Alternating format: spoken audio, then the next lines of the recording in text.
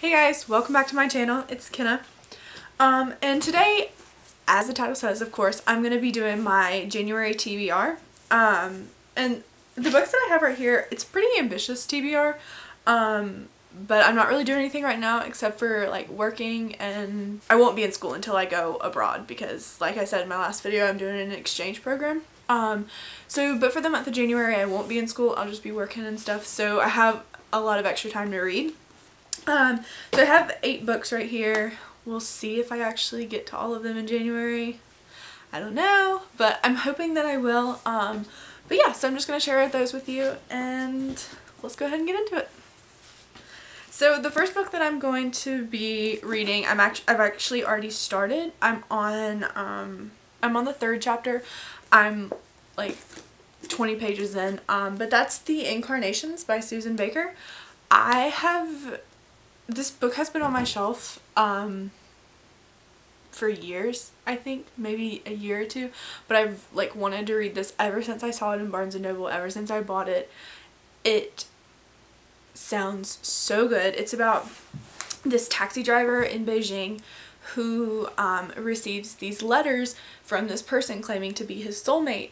And, you know, first he's like, oh, I have a stalker, and he's like really suspicious about it. He takes these letters to the police, but this person like goes into like explicit detail about his past lives and like the lives that they've shared and everything. And it basically goes through like all these different dynasties in China that they were together, and so it's just like right up my alley. I love soulmates. I love anything about reincarnation. So this book, it's already, like I said, I'm already on the 3rd chapter, but it's already amazing. I foresee myself finishing this very soon. And to kind of go along with that theme, the next book that I have to read is The Empress by Shan. And this is actually about Empress Wu. It's a historical fiction, so it's not like explicitly about her life. It's more of like a retelling almost. It's kind of like a dramatization, I guess you could say, about her life. If you don't know who Empress Wu is, she was the first and only female emperor of China. She was the emperor back in, I believe, the Tang dynasty. And it's basically about like her, you know, shedding a little bit of light on her life as empress. It says in here that like her name was tarnished like by the men who took over after her, but she was actually like a really great leader, and she like restored a lot of agriculture, kind of the trade. She opened trade markets in China, and she did a lot of great things. But you know, as men took over after her, they kind of just kind of tarnished her name and destroyed a lot of stuff about her. So this is just kind of like about her life and like, you know, shedding light on who she was. And my roommate actually gave me this book to read, lent me this book, and I have to give it back. But I'm so excited to read about her. I've loved her story for a while. So when my roommate gave me this and told me who it was about, I was so pumped to read it. So that's definitely going to be interesting. And then the next book I have is The Help. My aunt actually gave me this book to read. She gave me like a whole stack of books. I have a couple that she gave me in here. But I just haven't gotten around to reading them yet, and I've wanted to read The Help for a while. I didn't ever watch the movie, but the movie looked so cute. And basically, if you don't know what The Help is about, it is about, it's set in 1962 in Jackson, Mississippi, and it just follows along, I think 3 different women. There's like I believe there's a, like wealthy white girl, like her family, and it follows her, and then it also follows like her black maid, and then it says a white, like it follows a white social worker. So, you know, it's a lot of like race and like class issues back in like the late 1900s in Jackson, Mississippi, which you know, is in the South. So like a lot of just racial issues and things like that. The movie like had raving reviews and everything. The book had raving reviews, so it's been one that I've wanted to read. It's been on my TBR for a really long time, and I'm really excited to read it. The next book I have on here is a shorter book. It is the Screwtape Letters by C.S. Lewis, and I bought this when I went to like, I worked at church camp. This is a Christian book, I guess you could say. C.S. Lewis is a very prominent Christian author. Although I don't believe it has very many themes of like God per se in it, because this book is about a demon who, the format is all letters, and it is about this demon named Wormwood who is receiving these letters from his uncle Screwtape, who is like a prince in hell or something. Like, he's a very prominent demon, and he writes Wormwood these letters on how to... Wormwood is just like this new like novice demon who's sent to Earth to tempt his human subject and eventually like take his soul or whatever back to hell. But Screwtape is writing to his nephew about how to do that, how to tempt his human, and how to like progressively and like more and more like get into his life and, you know, take him like more to the dark side, I guess you could say. But I thought that was a really interesting take on like Christian literature and everything.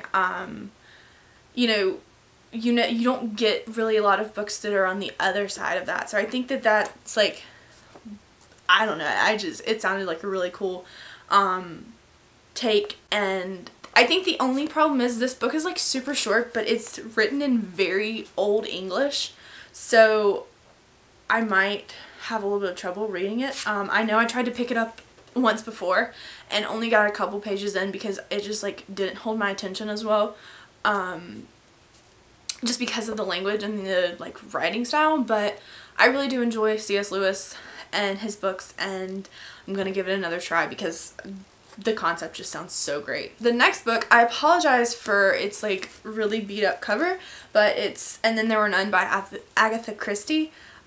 This book I've had since middle school, I believe. When I was in 8th grade, I went to a different school, and my class, before I had gotten to the school, had to read this book for their literature class.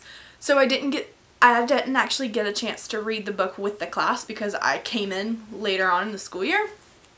But funny enough, somebody, like, I guess one of the boys or something, like, just left this at school, and being the like book hoarder that I am, I saw it, and it was like the end of the school year, last day, so everything from the lockers was going to be thrown away, and it was just like things that people had left that they wanted to be thrown away. So I saw this book, it was going to be thrown away, and I took it because I had wanted to read And Then There Were None for forever, and I just haven't gotten around to it, and it's literally been on my bookshelf since 8th grade. So I have decided, January 2018, I am officially going to read this book. And I actually just recently had someone else like tell me to read it, that I had to pick it up. So obviously I have to read it now in January. And the next book I have, this is just another book that my aunt gave me. I'm not 100% sure like what all it's about. I'm not sure if I'm going to enjoy it. It's Best Friends Forever by Jennifer Weiner. And I think it's a little bit of a contemporary. I think it's like more adult contemporary instead of like YA contemporary. But I also think that the synopsis, like, it feels like the synopsis has a little bit of like a thriller kind of vibe. Just because like it's about these two best friends, and they were best friends in like high school, and then they start growing apart, and then all of a sudden one of the best friends, I think her name is Addie. Her name is Addie, and the other one's name is Valerie. The other one's name is Valerie. And Valerie like shows up, you know, 15 years later after high school. Valerie shows up on Addie's doorstep like covered in blood, and she's like, I need you to help me. And that's where the synopsis like ends. So I feel like it claims to be about their friendship, but also kind of about like the extents of their friendship and like how far like you'll go for your friends. And so I think it's got some kind of like thriller themes to it, although it doesn't look like it would, but I believe according to the synopsis it does. So we'll see I might give a review on it because I'm really interested to see how like the thriller like themes are going to play into it, because it looks like a contemporary. Right, and then I have 2 more books. So the second to last book that I have is The 100-Foot Journey by Richard C. Morris. I think that's how you say it. I also didn't see the movie for this, but I know it got pretty good reviews. But weird fact about me, I love any book about, or any book or movie about a chef, or like with cooking kind of themes. And so this is about a young Indian boy who, you know, becomes a chef. He's dreamed of becoming a chef, and then he gets taken under the wing of like this older like French lady, and she takes him to France to study like culinary arts. And I guess there's probably a love story, like from what I can tell from the back of this book, or like the back of this cover. These two are like looking at each other kind of, you know, lovingly. So I'm sure there's a love story in here. There's food, which I love, so I'm so excited. Like I love, like I said, I love any book about a chef or like any kind of like chef themes. I don't know why, I just think it's like a fun concept. So I'm also really hoping I can get the sticker off because I hate stickers on my books. And then the last book I have for my January TBR is The Secret Life of Bees by Seymour Kid. And I believe this is like another one based in this like the 1960s, you know, just like surrounding like racial issues. I think it's in the South. It's set in South Carolina. Actually, I think it's set in 1964, which is just like a couple years after The Help was set, and it's still in the South U.S., the Southeast. So I think it just goes along with like race issues and things like that. I think it's about a young white girl who escapes with like her like black stand-in mother is what they call it, which is basically, I'm sure it's like probably her maid or something like that, or you know, her housekeeper or something, and I believe that her stand-in mom insults like a couple, it says like she insults the town like racist, and so they have to flee, and they, you know, they jump states and like skip town, and I think they like move in with these beekeepers, which is where the bees come in. But yeah, I think it's another book about, you know, race issues in the South and the US and things like that, which I'm really excited to read. It sounds really cute. I'm sure it's gonna be pretty heartwarming, so I can't wait. So yeah, that's my whole January TBR. Like I said, I'm not 100% sure if I'm actually gonna get to all these books or not. We'll see. Yeah, so thanks so much for watching, guys. I will have a review of a book series I just finished up later this week, probably on Thursday, because that's when I upload. And yeah, thanks so much for watching, guys.